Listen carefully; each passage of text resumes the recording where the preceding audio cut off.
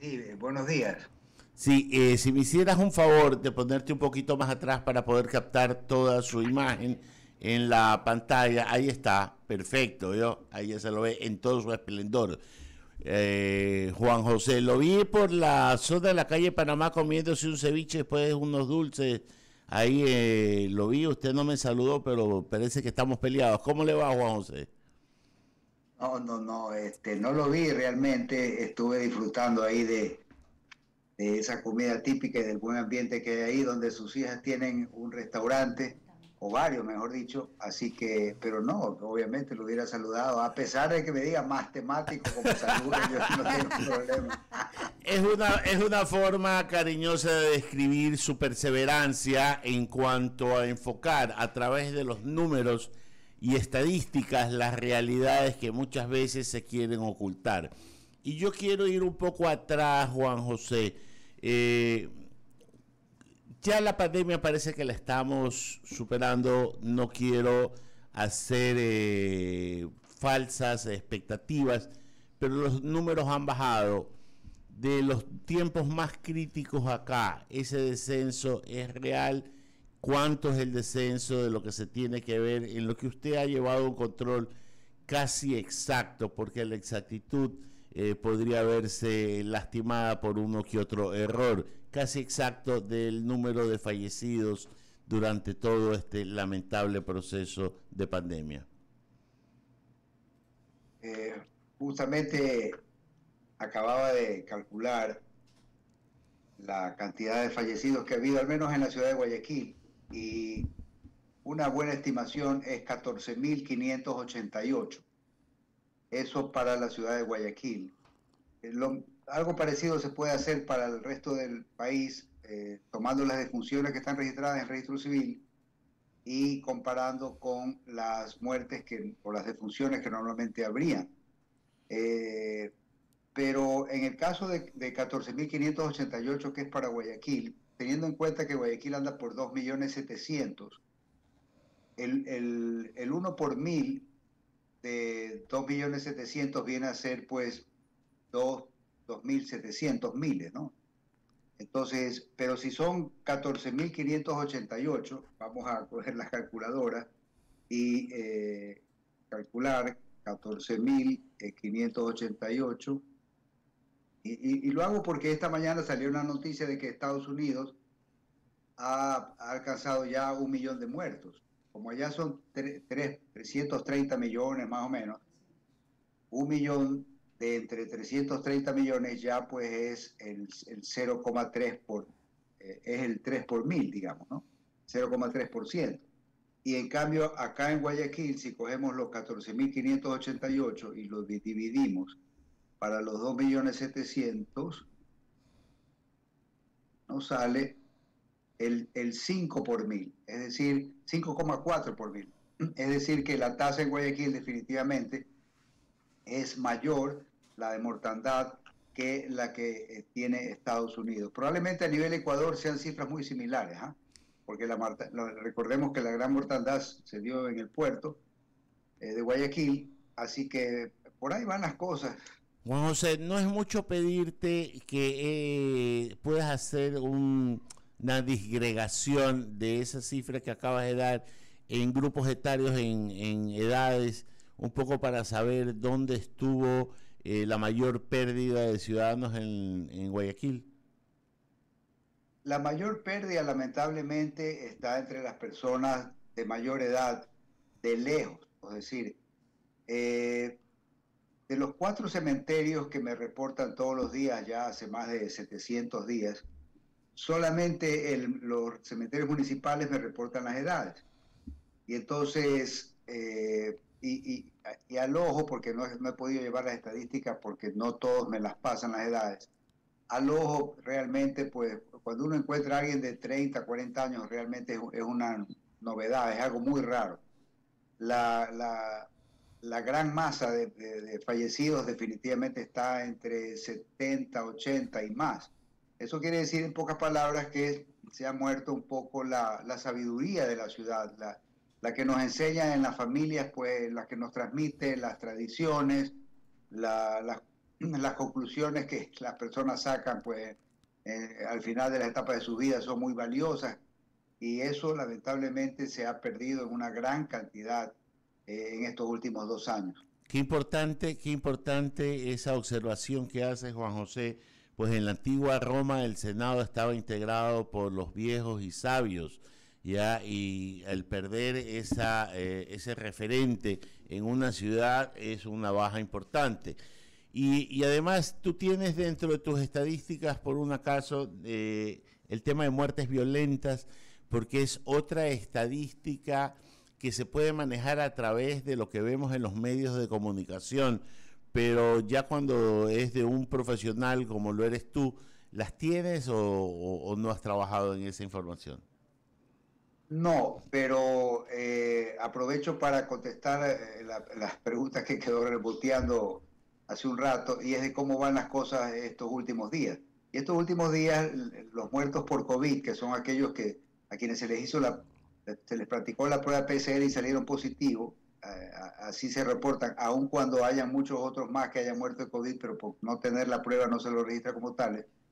Últimamente he notado de manera muy pronunciada que hay excesos de muertes, excesos importantes de muertes en Guayaquil. Estamos hablando de 14, 15 diarios, por encima de lo normal, y sin embargo hay uno o dos máximo COVID. Y eso implica efectivamente muertes por otras causas. Justo el día de ayer fueron velados de esa familia que pues, de ese grupo de 7 personas que murieron violentamente en el suburbio de Guayaquil, en el sur. Un cementerio me reportó hasta la foto de una sala de velaciones en donde 4 de esos 7 estaban en una misma sala. Y sí, una subida de muertes importante, pero tampoco es que tengo cuantificado de manera exacta cuántos son muertes violentas, pero sí hay una diferencia que no había antes entre el exceso de muertes y los muertos por COVID iban de la mano, por decir, hace 2 o 3 meses. ¿Ya? Y ahora, en cambio, hay mucho más exceso de muertes, pero sin que estén acompañados del diagnóstico de COVID. Entonces uno puede deducir que es por otras causas, ¿no? En las estadísticas nos hemos concentrado en el COVID como una muerte, ¿cómo se podría decir? Fuera del rango normal, pero existen otras patologías dentro de la ciudad como dengue hemorrágico, infartos, producto de otras situaciones. No sé si tengas ese registro porque a veces hay epidemias escondidas que no se las magnifican porque no han sido dadas a saber, pero que siguen siendo importantes y cuando tú encuentras un desfase de las estadísticas normales de fallecimientos, que no sé cuántos eran al día, versus lo que ya el COVID está descendiendo, versus las muertes violentas, por ahí puede quedar un rango de los que a ti te gusta buscar en donde está el detalle. Sí, yo pienso que las facultades de estadísticas tienen para procesar datos de muertes en esta pandemia, digamos, tienen para muchos años de trabajo, porque las causas de muerte efectivamente han ido cambiando.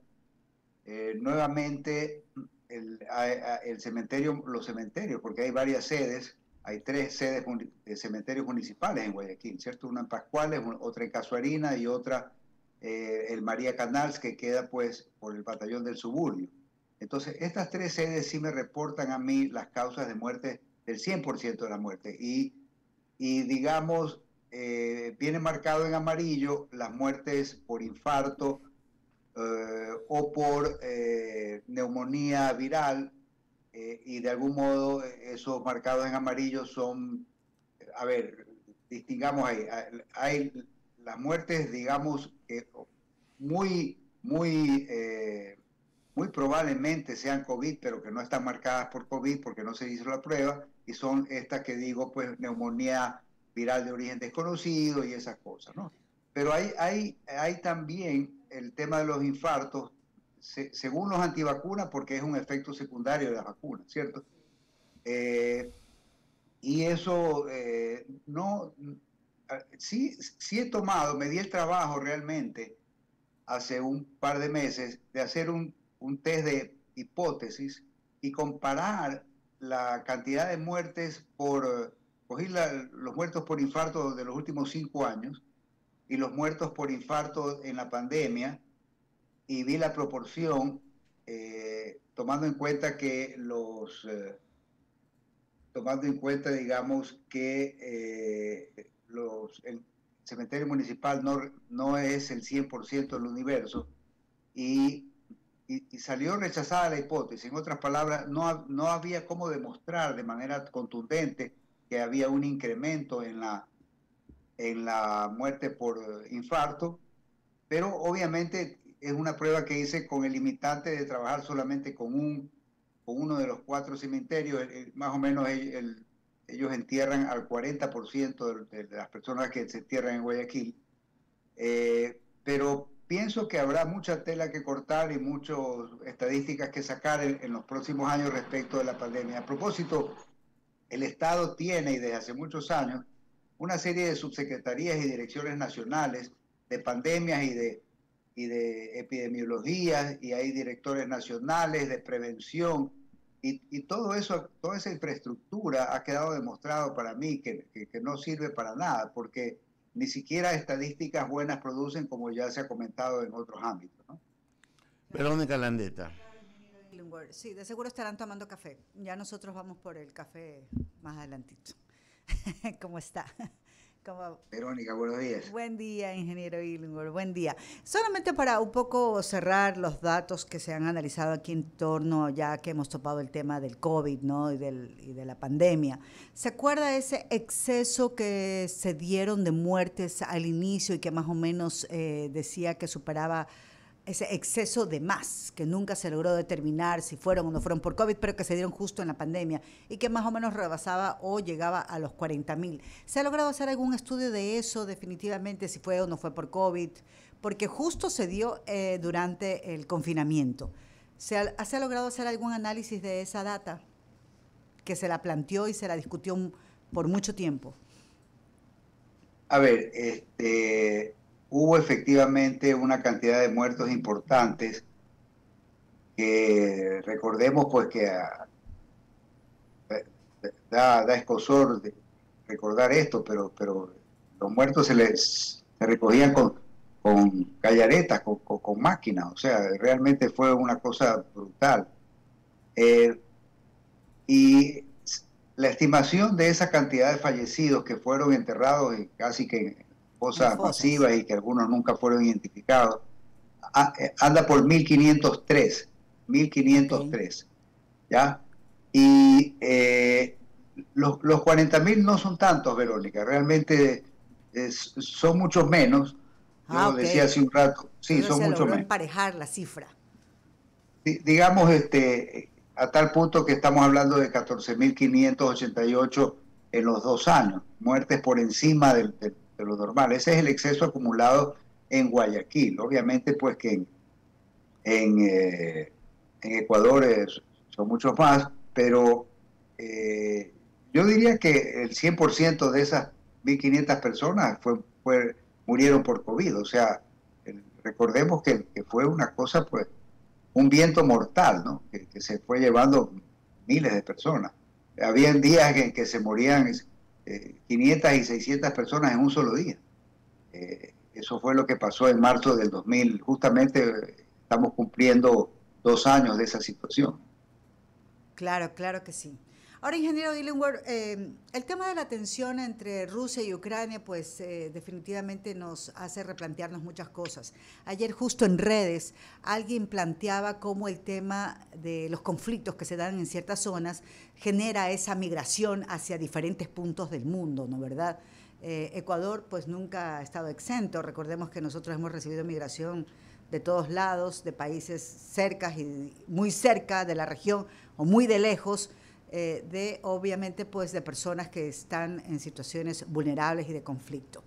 ¿Qué nos podría traer en temas de migración, por ejemplo, esta tensión entre Rusia y Ucrania?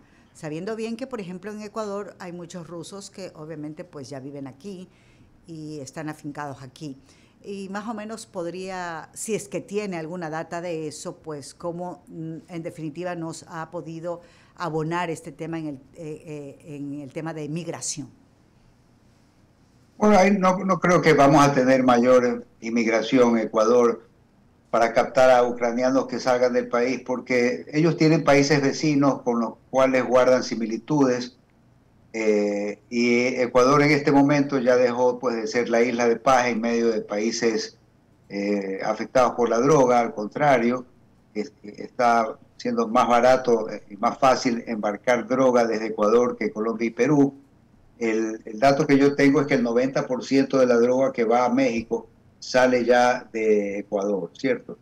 Entonces, yo no veo que eso implique un atractivo para un ucraniano, pues venir acá a tener problemas con altos grados de violencia. Yo más bien creo que se van a afincar en la Europa del Este o quizás intenten migrar a Europa Central, A pero Europa no, Central, más sinceramente no. Yo creo que la afectación va a ser más económica. Hay muchas exportaciones de banano y de flores que se hacen a Rusia y a Ucrania, y eso sí están en un grave problema, más allá de que fue de muy mal gusto las declaraciones del presidente Lasso, que los trata de estos ricos que tendrán que ahora pues valerse por sí mismos para pagar sus pérdidas. Realmente pues casi que era el mismo discurso de Rafael Correa, pero sonaba más chillón, porque viniendo de una persona pues que cree en el libre comercio, en la empresa privada, sonó de muy mal gusto estas declaraciones, porque los que exportan y los bananeros que exportan no son pues ni tienen que ser calificados de ricos o estigmatizados. Hay mucho trabajo ahí, hay más de $1.000 millones que se exportan a esos dos países. Hay cuentas por cobrar que no pueden ser cobradas por las restricciones que se han impuesto a nivel financiero mundial para los pagos de ellos hacia Ecuador. Y obviamente pues el banano en Ucrania que se vende pues que se vendía en supermercados que ahora están destruidos. Ese banano nunca va a ser pagado realmente. El que se llegó a embarcar, y por lo tanto ahí hay muchas cuentas por cobrar que no van a ser saldadas nunca, ¿no? Entonces eso significa una pérdida muy importante para la economía y para ese sector, porque de algún modo los compradores a nivel mundial son obviamente limitados, y también esto es una campana para hacer ver la fragilidad de nuestras exportaciones en camarón, porque son principalmente a China, y eso implica que el día que tengamos alguna situación con China, pues ya se imagina las consecuencias económicas que va a haber. Bueno, forma parte de los efectos negativos de una guerra, ¿no? Claro, claro que sí, definitivamente, ¿no? Así es, don Juan José Illingworth. Oiga, la gente se pone exigente, ¿no? Aquí nuestros panelistas y el público también. Pregúntele a don Juan José Illingworth Niemes dónde consigo gasolina más barata. Imagínense cómo se ponen de exigentes. Oiga, Juan José, algo puntual. En el tema del manejo de la data, usted estuvo hace algunos años pues dirigiendo a nivel nacional el Instituto Nacional de Estadísticas y Censos. Básicamente esas metodologías que se utilizaban en aquella época, poniéndolas en parangón con lo que ahora se utiliza. ¿Cómo estamos? ¿Hemos podido mejorar como para poder utilizar esa información? La gente a veces no termina de entender, y sería bueno que usted también en algún tic muy directo le haga, dé a conocer lo importante que es tener la información y saber manejar esa información en los distintos procesos, Juan José. Bueno, la verdad es que usted me toca un tema que me busca la lengua, porque Dele. El Instituto de Estadísticas y Censos, que cobró una importancia inusitada del año 92 al 95, en virtud de que pasó de 10 publicaciones anuales a 30 publicaciones anuales. Hicimos un gran esfuerzo cuando estuve ahí, porque en apenas 2 meses después de que me senté en ese cargo, ya estaban publicadas en internet de esa época, en Equanet, que era la fundación de que tenía el Banco del Pacífico. El único proveedor de Internet que había era Equanet. En esa época. Claro. Y yo llamé por teléfono a Marcel Aneado de Wing y le ofrecí gratuitamente publicar las cifras en Internet, y él mandó un equipo que se las arregló para coger el 100% de las estadísticas de ese momento y ponerlos en Internet, y las estadísticas del INEC estaban en el portal de entrada de Equanet. Entonces, y ahora veo en cambio que el censo del 2020 pues nunca lo hicieron, que las estadísticas de empleo las pararon, que Guayaquil se quedó durante más de un año sin cifras de empleo. Y el día de ayer ya fue algo terrible, porque en Ecuavisa le estaban dando las noticias y salió el actual director del INEC dando las cifras de que más o menos algo así como el 40% de las personas del Ecuador hemos tomado agua con heces fecales, ¿no, verdad? Y inclusive viniendo la que es embotellada, ¿no? Yeah. No se diga pues la de tubo. Y entonces el reportaje pues indicaba una serie de detalles de todo esto. Y lo que realmente me extrañó fue cuando el director del INEC dijo que esto lo habían hecho en base a una encuesta a 7.000 personas realizada en el año 2019, es decir, hace 3 años. Yo prácticamente pues... eso de quedarse para atrás. Me caí como condorito, o sea, el periódico de ayer...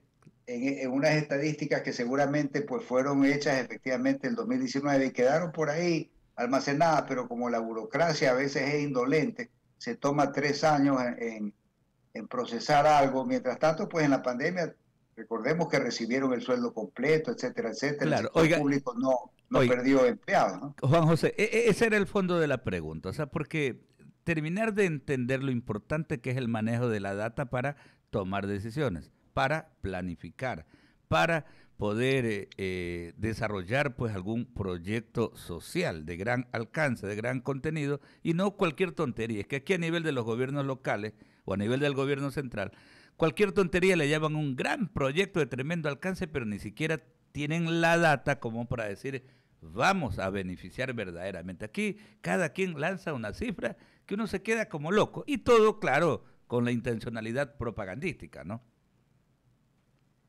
Sí, y yo le pongo otro ejemplo. Estos días con las declaraciones muy cándidas de ciertos ecuatorianos que se quejaron de que la Cancillería no los había apoyado suficientemente para regresar de Ucrania a Ecuador, o más que a Ecuador, a Quito, porque los aviones básicamente han sido llenados con personas de la sierra que llegan ni siquiera a toda la sierra, sino a Quito. A Quito, así y entonces en las redes sociales fue tema de, ¿de dónde vienen? ¿Por qué tanta gente y cuántos de ellos serán becados y por qué pues las becas se concentran en Quito, etcétera? Y entonces salió a discusión una serie de personas que intervinieron y entonces alguien en Twitter solicitó la cifra, ¿no? Y entonces yo pude dar las cifras que están citadas en este libro que se llama Bicentralismo y Pobreza, ¿ya?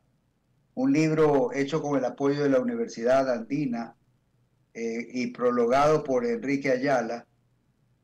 Y ahí se especifica que el 73% de las becas se queda para personas que viven en Pichincha, ¿ya? Y el 27% restante para todo el Ecuador, ¿cierto? 11% para Guayas en conjunto, ¿no? Entonces, y me tocó tuitear de que esas eran las estadísticas más recientes que hay en becas, y es la verdad, porque desde entonces, desde que, a propósito, este libro Bicentralismo y Pobreza, pues lo que hizo fue citar las estadísticas del INEC. Claro. Y esas estadísticas de becas del INEC, a pesar de que son de 1994, ¿verdad? Hace 28 años, son las últimas. Nunca más se pudo conocer la distribución de las becas por provincia o por ciudades, siendo que las becas ahora, siempre hubo de varios tipos, pero nunca hubo, como ahora último, becas para realizar toda la carrera universitaria en el exterior. Entonces estamos hablando de becas de 250 mil dólares, más o menos 50, 60 mil dólares por año, que se otorgan sin que se conozca para nada la lista de qué personas son, si son allegados políticos, si son favores o si han ganado concursos, como debería ser, ¿cierto? Entonces, este es un tema que se volvió tabú, la lista está realmente escondida bajo 7 llaves, hay que ser un privilegiado para poder acceder a las cifras, y el país lleva 28 años sin conocer quién se queda con las becas. Obviamente, pues ya podemos sospechar, sin que haya la prueba, pues de que esas becas son entregadas por el favoritismo político, ¿no? ¿Verdad? Correcto. El que tiene acceso decide a quién se las da, y lamentablemente pues se las dan a personas que son allegados realmente y que no pues necesariamente son los mejores en términos académicos. Claro, la lista de becados en Ecuador va de la mano con la lista de Odebrecht o la lista de Schindler, lamentablemente. Y resulta tan penoso, con adelantos tecnológicos, vemos que es increíble cómo no mejoremos esas metodologías para contar con la data, con aquella información tan elemental para que cualquier nivel de gobierno. Aquí nos encantan las leyes, los proyectos, las cosas, pero no contamos con el punto de partida, y el punto de partida es aquello que lamentablemente pues se ha quedado anquilosado en el pasado. Es verdad lo que usted dice, la lista de Odebrecht, que fue conocida en Colombia, en Perú causó incluso suicidios. Aquí pues, aunque viajaron varias veces funcionarios a Brasil a hablar con la fiscal que estaba llevando el caso, les entregaron los datos, pero nunca se conoció. Realmente es como la lista de los que tienen carnet discapacitado. Esa es otra. Otra lista. O los vacunados VIP, que el ministro de Salud pues se dedicó a vacunar a la mamita, a los parientes. A la parentela. Qué terrible, nunca, ¿no? Por eso digo, no es la opacidad la que se impone, y es increíble, ¿no? Aquí no hay transparencia para nada. Juan José, muchísimas gracias por brindarnos estos minutos. El ex director general del INEX estadístico, ex parlamentario de nuestro país, Juan José Illingworth Nieme. Gracias. Muchas gracias, encantado. Son las 8:35. Marquemos una pausa brevísima para regresar enseguida con